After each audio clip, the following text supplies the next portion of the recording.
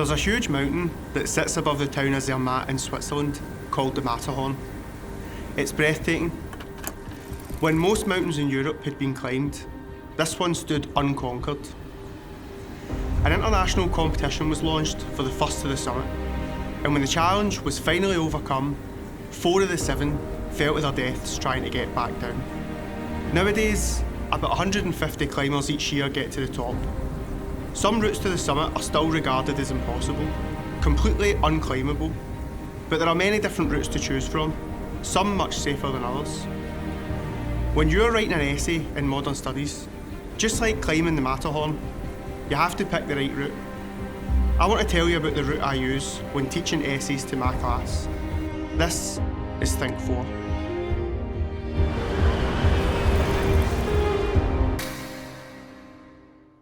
There are 2 types of essay.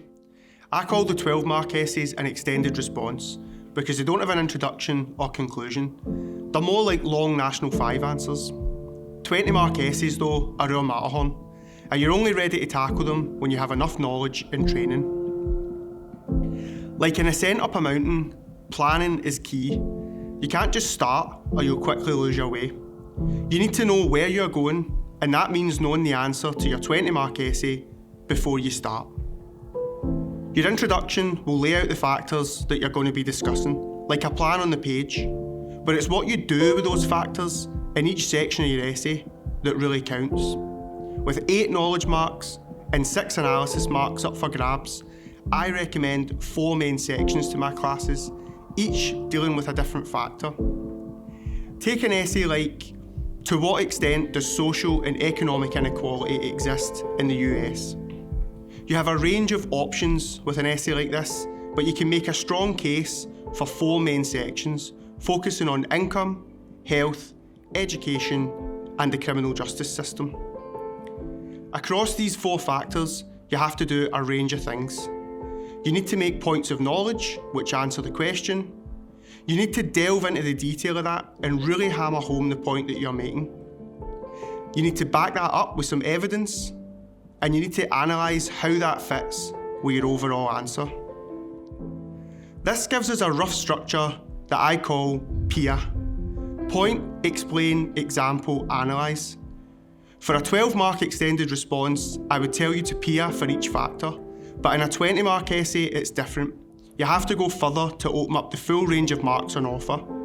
Here, I tell pupils to PIA, basically to come up with a setting point for each factor.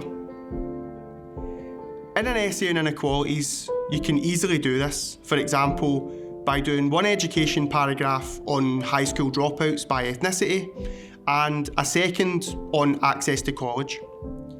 In other essays, the second PIA is the counter-argument or balance to the first, such as saying that social class has an impact on voting behaviour, but following that up with a counterpoint about partisan de-alignment in recent years.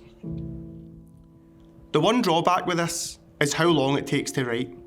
So I suggest that pupils use PIA for 3 factors and a simple PIA for the last.